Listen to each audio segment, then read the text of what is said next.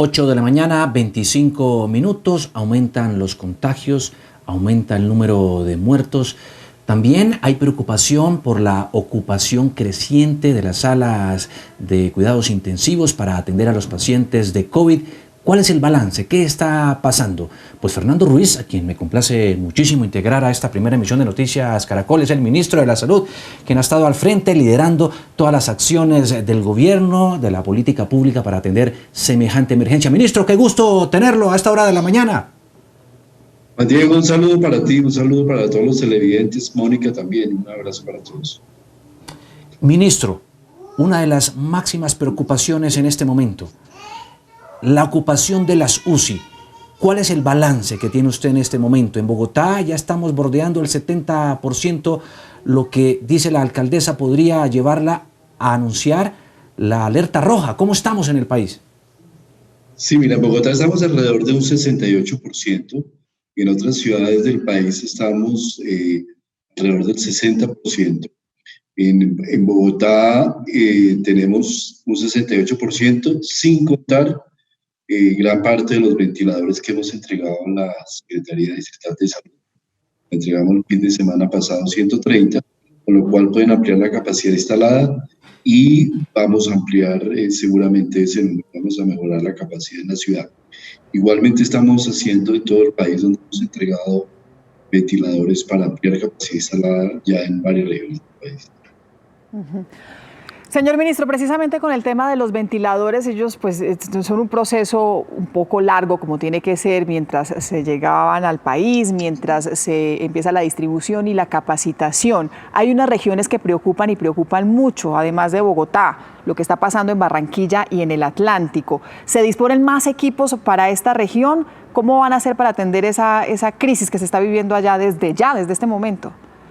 Sí, mira, las regiones que nos preocupan obviamente han llevado el mayor número de ventiladores, los hemos direccionado hacia allá en la medida que nos han venido llegando. Nosotros desde el Ministerio de Salud hemos adquirido 2.767 ventiladores, de los cuales más de 1.000 nos estarán llegando entre el mes de junio y agosto. Y el Fondo de Mitigación de Emergencia ha adquirido ya más de 1.600, con lo cual tenemos un número de más de 4.000 que podríamos tener inmediatamente en los próximos 2 meses. En Barranquilla hemos ya hecho 2 entregas, una por 49 y otra por 50, Cartagena 29, Quibdó 10, Buenaventura también hemos entregado un número importante, 30 ventiladores, Villavicencio y Cali también, y los que hemos entregado igualmente en la ciudad, de Bogotá.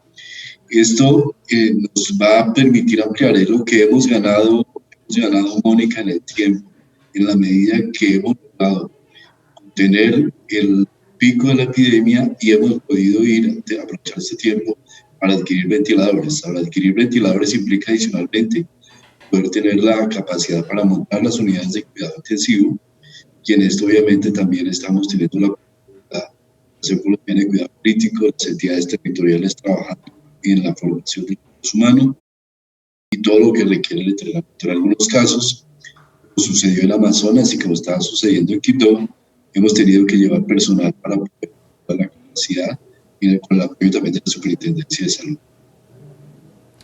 Sí, ministro, hay 2 preocupaciones muy graves que se resumen en la historia y denuncia que tuvimos esta mañana de un médico de Cartagena.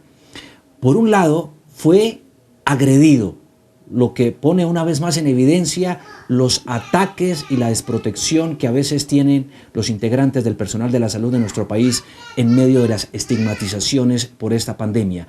Y 2, deja ver que en su caso lo agredían porque lo acusaban de hacer parte de un cartel de la muerte, de una especie de carrusel donde los médicos y las clínicas estarían facilitando la atención a los pacientes de COVID porque se les pagaría mucho más y rápido por este tipo de atención.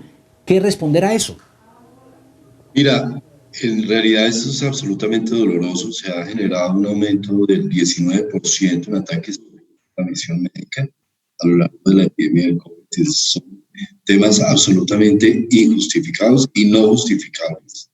Los médicos y el personal de salud está para atendernos, para apoyarnos, para asistirnos y evidentemente esto se está dando en algunas ciudades. Hemos hecho toda una estrategia para contener este tipo de ataques y lo más importante es entender acá que aquí no hay ningún tipo de confabulación. Hemos tenido una cantidad de noticias falsas que circulan por todos lados, generando malestar y generando falsas percepciones en la comunidad.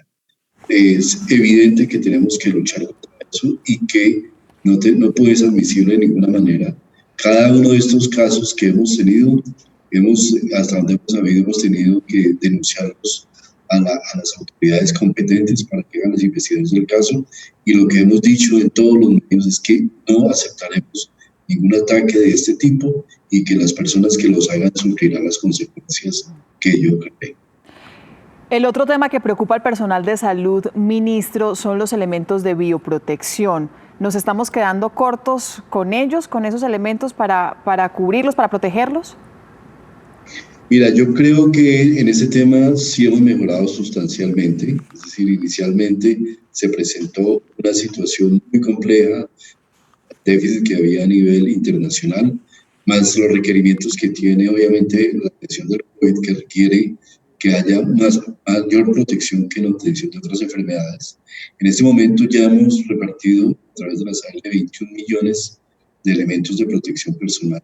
En los lugares que yo he ido en las últimas semanas, que por todo el país, es uno de los temas que hemos revisado en profundidad y notamos que ha habido una mejoría sustancial en la protección del personal de la salud. Obviamente, todavía nos hace falta, por esa razón, desde Presidencia estamos adquiriendo una reserva estratégica para poder tener y apoyar también en los elementos donde haya déficit de este tipo de elementos.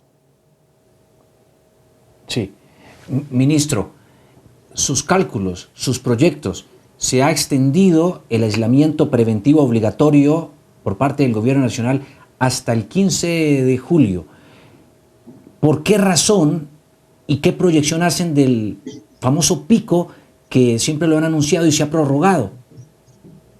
Sí, Juan Diego, mira, el tema es que en la medida que nosotros logramos contener la epidemia, que logramos bajar la tasa de afectación, en que no tenemos fenómenos críticos de miles de casos en un periodo de periodos muy cortos, en esa misma medida que vamos logrando hacer acciones de contención epidemiológicos a nivel barrial, con acciones focalizadas, como hicimos en Leticia, como hicimos en Cartagena, como estamos haciendo en Barranquilla, pues en la misma medida la epidemia se nos va bajando, se nos va aplanando y la curva se va desplazando, el pico se los va desplazando más allá del tiempo. Lo que estamos viendo es que estamos teniendo afectaciones en ciudades con diferente velocidad de transmisión. Ciudades que van más adelante, como Cartagena, Barranquilla, seguramente un poco Cali, la misma Bogotá, y otras ciudades que van más retrasadas, y realmente lo que estamos haciendo es actuando sobre ciudades que tienen diferentes afectaciones y diferentes momentos en los cuales se va a presentar el incremento de casos. Por eso es muy importante no bajar la guardia.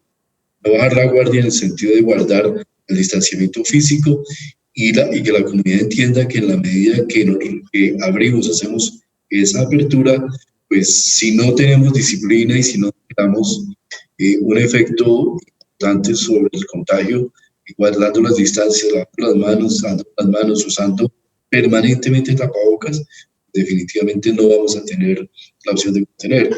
Y ese es un poco, en este momento de incremento, la decisión a la cual llegamos con esta ampliación hasta el 15 de julio sin hacer nuevas aperturas. Lo que nos da un tiempo para poder evaluar y hacer la trazabilidad de cómo se está comportando la epidemia, especialmente en ciudades críticas, y con eso poder tomar decisiones de una manera más tranquila y poder trabajar en todo lo que implica la adecuación y los planes de contingencia.